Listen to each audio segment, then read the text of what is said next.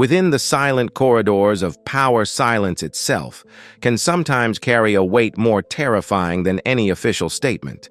A hypothesis is currently drawing intense attention among elite observers that the succession mechanism at Kensington does not operate merely on a simple when the time comes basis, but is instead governed by an emergency brake system.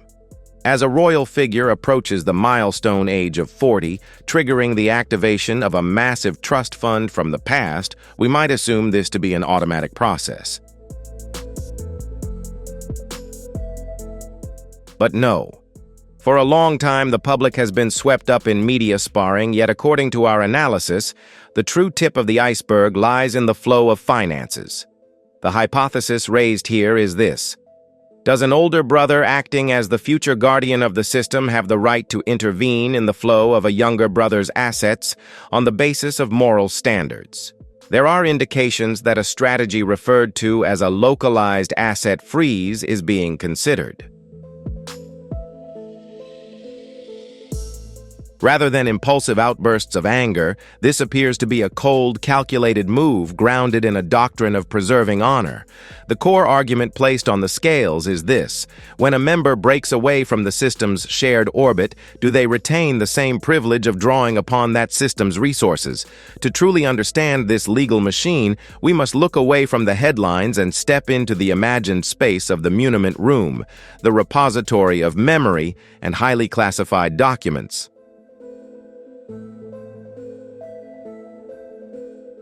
According to analytical data on aristocratic customs, the key to this matter does not lie in existing law, but in a more abstract concept, the letter of wishes.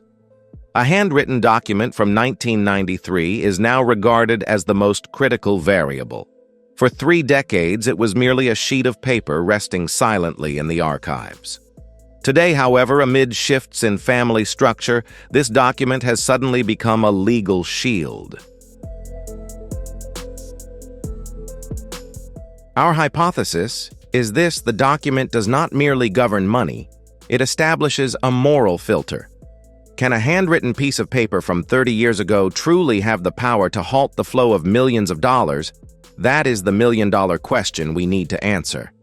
If you appreciate our approach of hypothesis and analysis rather than baseless rumors, leave a comment saying agreed and share this video with friends who share a passion for uncovering the truth. And don't forget to subscribe to the channel because the most unexpected variables have yet to be revealed.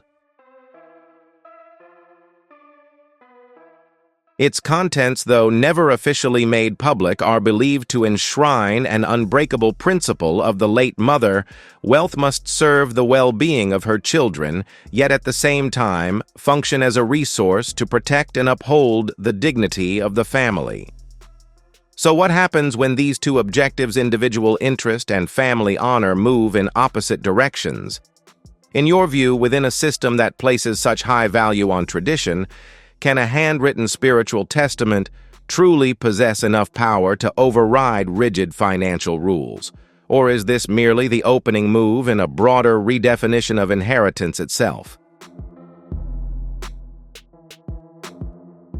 For many years, the working assumption of the one who departed rested on what was considered an absolutely safe variable, that the flow of finances from the maternal bloodline was untouchable, entirely separate from the royal family. He believed that biological status, being Diana's son, would always outrank political status.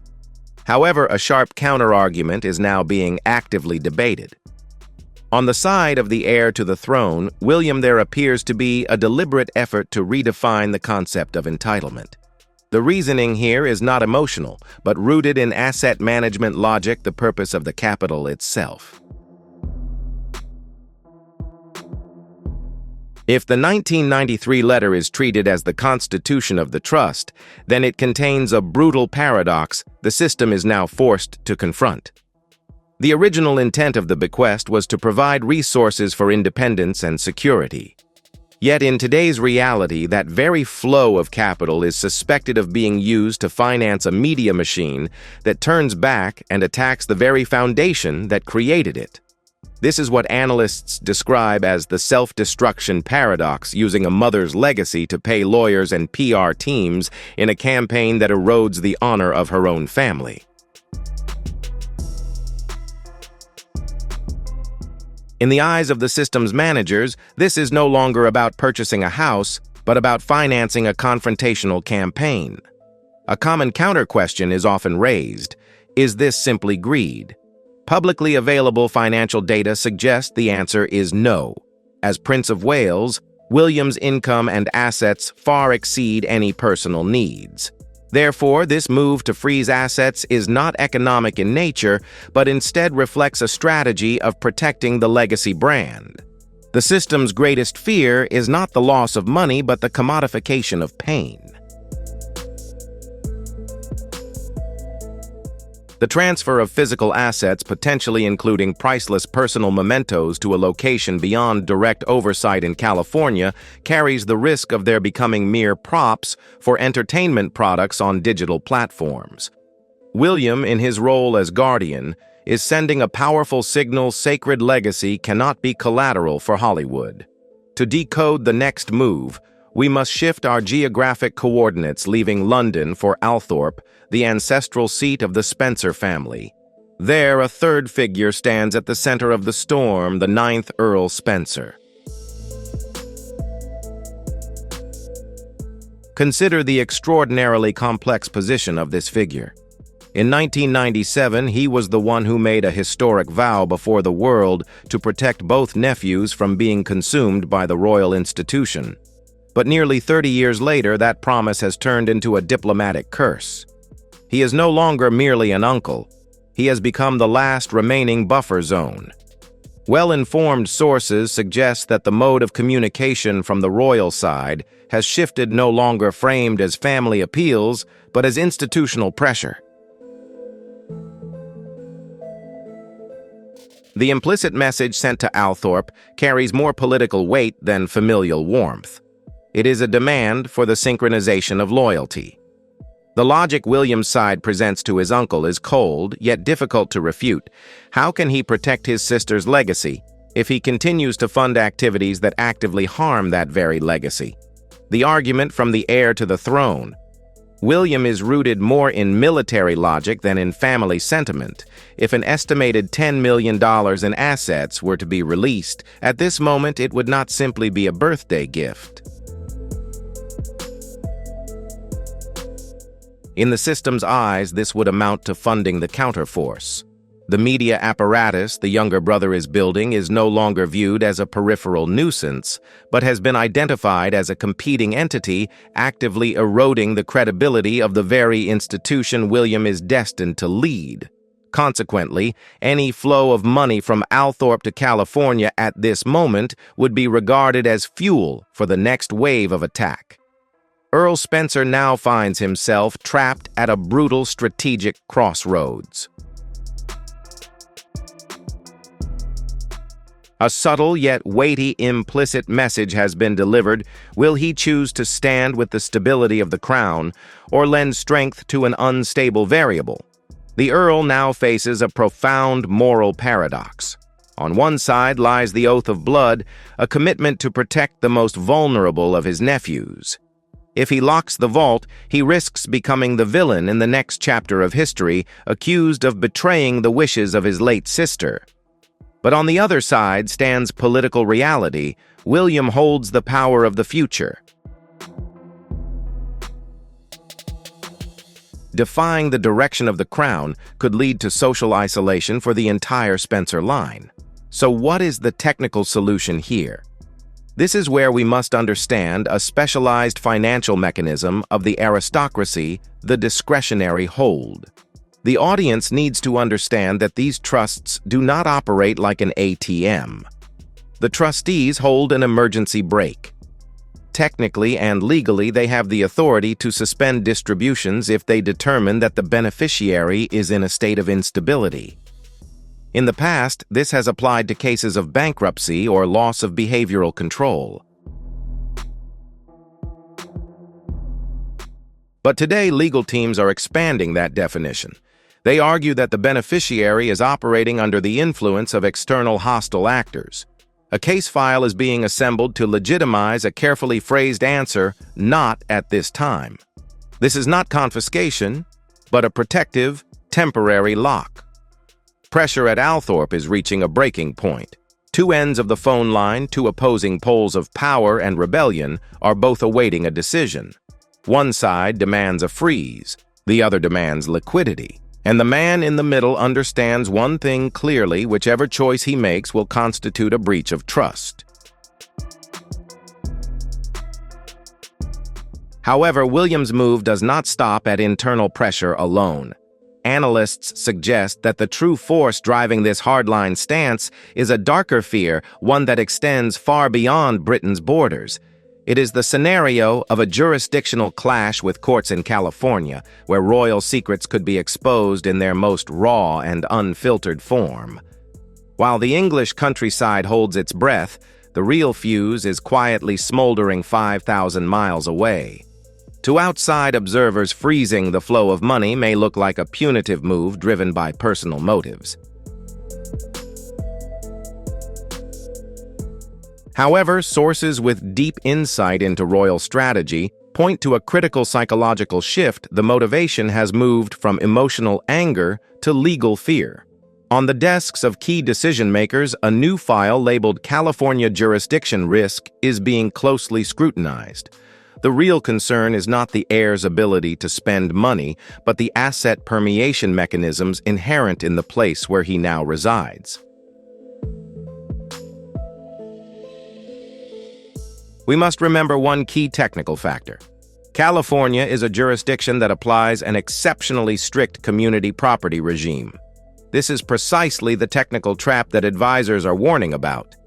Top-tier lawyers have advanced a chilling hypothesis in asset management: the concept of commingling. Their argument is razor-sharp.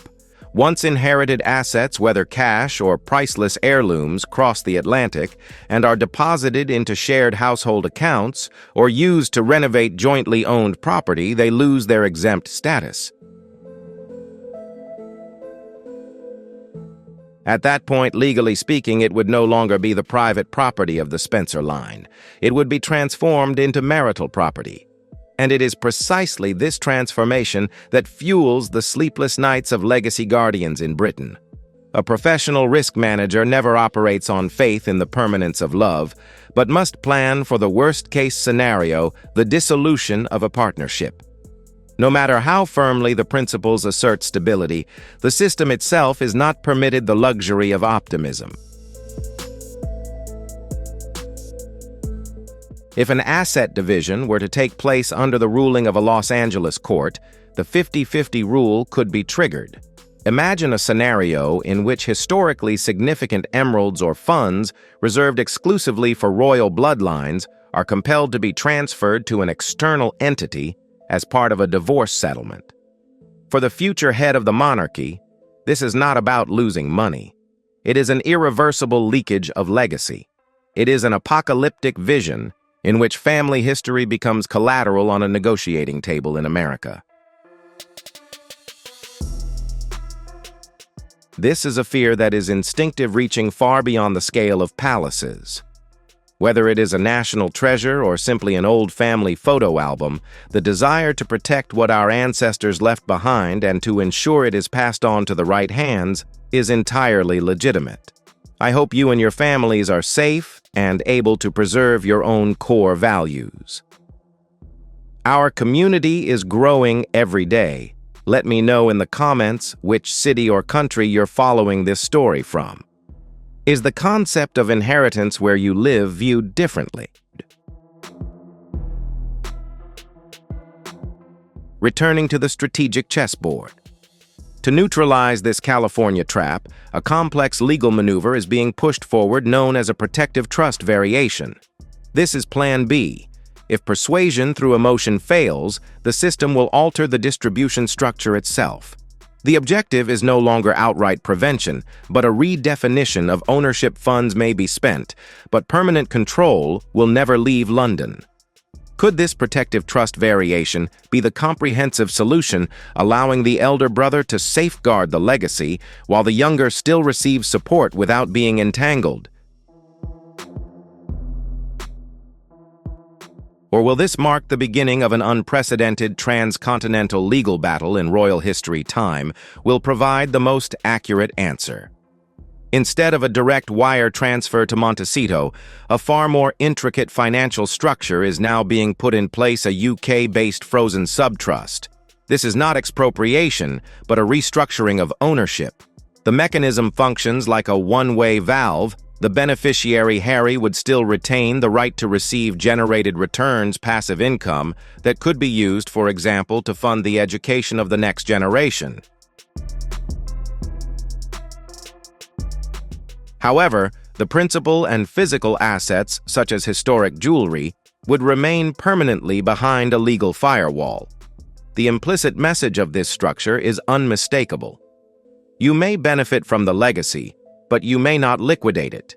It entirely removes the risk of assets being sold off or becoming subjects of civil litigation in the United States. This strategy elevates the issue from an internal family dispute to a high-level corporate risk management problem. Technically speaking, London is issuing an expert judgment on its own CAPA. They argue that the beneficiary's current legal environment is not sufficiently secure to safeguard national assets. The objective is to construct a legal fortress around the memory of the late mother. All assets must remain on British soil, be governed by British law, and be placed entirely beyond the reach of California judges. As this fortress is being reinforced, the position of those outside the walls begins to resemble an economic siege. If moral negotiations fail, legal experts point to the existence of a Plan B, a move that is cold but constitutionally sound. That is the activation of the Protective Trust Variation Clause. Under normal circumstances, the distribution process at age 40 is automatic. The beneficiary has full discretion to invest, spend, or even squander the funds. However, a new legal argument is now being advanced grounded in the principle of exception due to circumstances. Under this mechanism, nominal ownership would remain with Harry to avoid violating the will, but actual control would be completely separated. The $10 million inheritance would never leave London. It would be locked inside a digital vault managed by trustees loyal to the crown. What we are witnessing is a William acting not out of emotion, but out of concern for the survival of the system. But the question remains, where is the line between protection and expropriation? What do you see in this powerful figure? Leave a comment with the number 2 if you view this as tough love, a necessary action to prevent money from flowing into outside hands. Leave a comment with the number 5 if you see it as the cruelty of power, an economic punishment aimed at a weaker brother. The judgment is yours.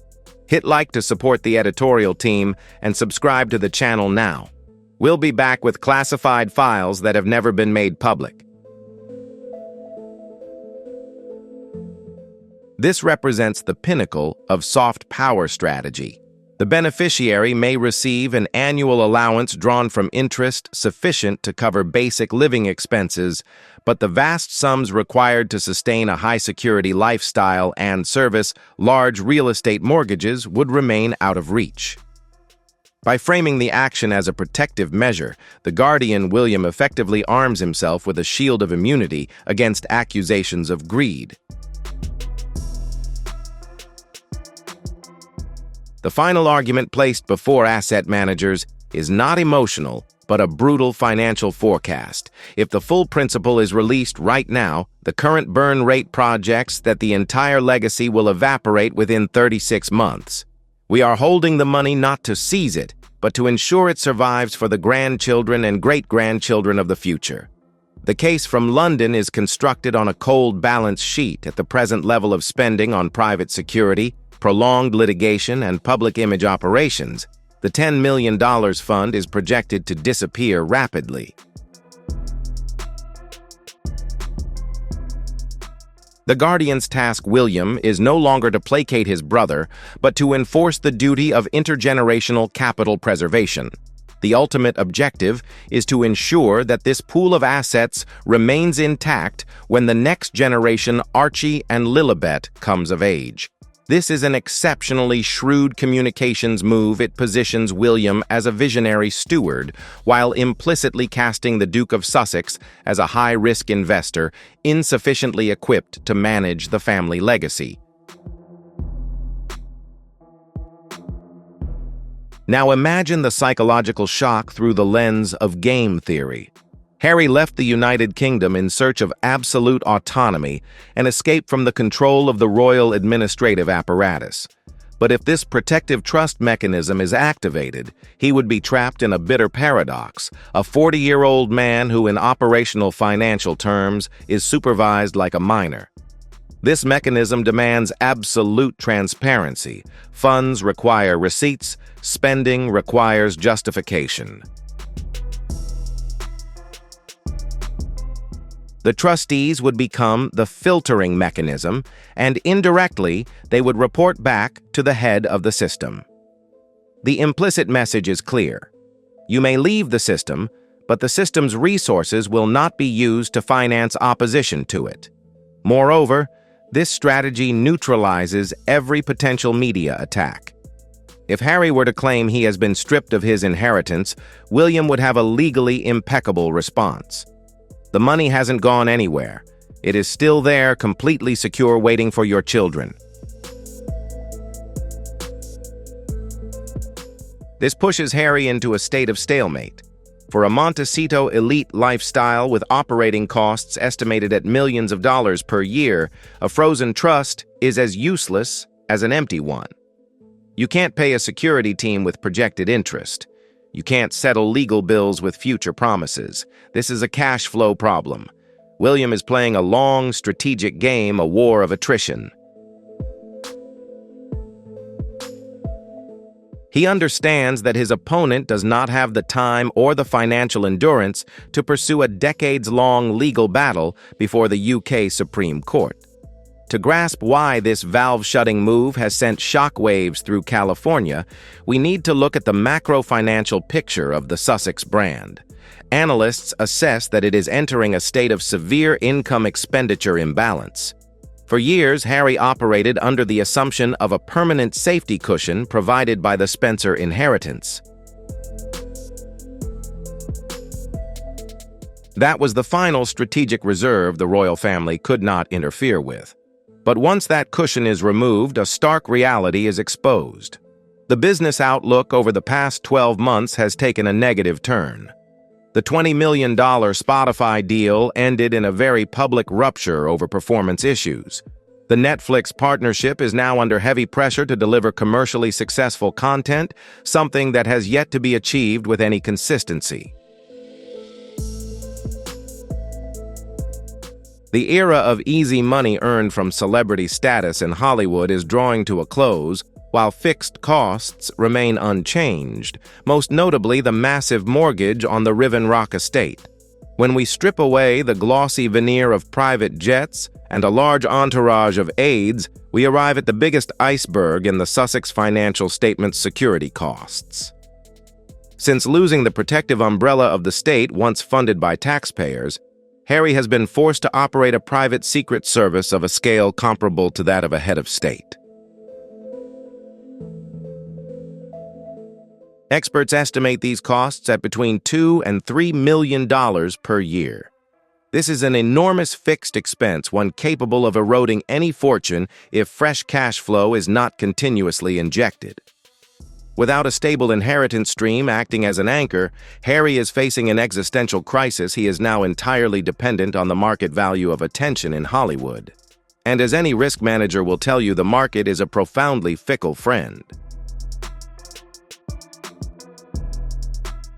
This liquidity pressure is producing a psychological state that observers describe as a siege mentality. From the insider's perspective, the moves coming out of London no longer look like protection, but like a systematic campaign of position neutralization. Look at the historical sequence. First came the removal of military titles, loss of hard power. Then the stripping of the HRH-style loss of soft power. Next was the loss of Frogmore Cottage, loss of geographic footing. And now, the system is targeting the final remaining link, the financial legacy left by his mother.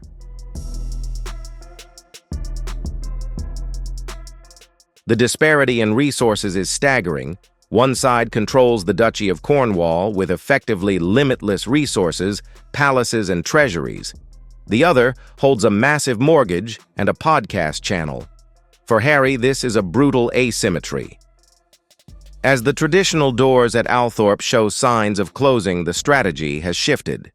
Intelligence sources indicate that an effort to activate auxiliary networks is now underway. Rather than confronting the guardian, Earl Spencer, or the enforcer, William, head-on, Harry is reportedly attempting to establish contact with the emotional wing of the Spencer family figures, such as Lady Sarah McCorquodale and Baroness Jane Fellows. The objective is to seek an internal alliance among those who still carry living memories of Diana's desire for freedom in order to apply pressure on the management mechanism. However, this scenario is giving rise to a tragic paradox. William seeks to freeze assets to prevent the commercialization of the family. Yet it is precisely this act of shutting off the money valve that may end up accelerating that very process. If the Spencer financial anchor is severed and the American dream turns into a liquidity nightmare, the Sussex couple would be pushed into a corner. To maintain their security apparatus and service their debts, they would be forced to exploit the only asset they have left: information. They would have to write more books, sell more previously undisclosed secrets, produce more shocking reality-based television content. Ironically, William's very act of financial containment could become the survival pressure that compels the other side to sell everything. As the mist settles over the Althorp estate, it becomes clear that this is no longer merely a dispute over money. It is a systemic tragedy in which the very effort to protect a legacy is triggering the mechanisms that may ultimately destroy it. The battle for control of the Spencer treasury teaches us a brutal yet necessary lesson about the law of cause and effect in economics. One of the fundamental principles of game theory is this: you cannot destroy the bridge between two opposing shores and still expect supply convoys to keep crossing it. For many years, the younger brother built his brand around the concept of freedom, freedom from the system, freedom from media scrutiny, and freedom from traditional rules. Yet it seems a critical variable was overlooked in this equation. True freedom always comes with a massive depreciation cost. You cannot spend 4 years dismantling the very foundation of your own privilege and then act surprised when the benefits tied to that foundation are deactivated. Through the analytical lens of this channel, William's actions do not stem from personal malice, but from the inevitability of the institution. He is carrying out a form of risk management that can best be described as tough love. He is drawing an inviolable red line. The memory and legacy of his late mother are cultural values, not derivative commodities to be traded for fame in Hollywood. Decision-makers in London recognize that if a shut-off valve is not installed immediately, the history of the Spencer family risks becoming raw material for the next season of a reality television series. Today, William appears to have accepted a strategic trade-off. He is willing to play the villain in his brother's contemporary memoir so that he can remain the guardian in the historical chronicle of Diana. Before we close this file, please note this content is purely for reference based on hypotheses and unverified public speculation. Join our review panel right here, type 1, in the comments if your curiosity has been sparked and you want us to continue digging into these shadow financial files. Type 0 if you have sharper counter-arguments regarding the royal family's strategic moves. Every like and subscribe is the energy that allows us to continue lifting the velvet curtain of mystery. Don't forget to turn on notifications because the truth always waits for the most patient. Goodbye, and see you in the next investigation.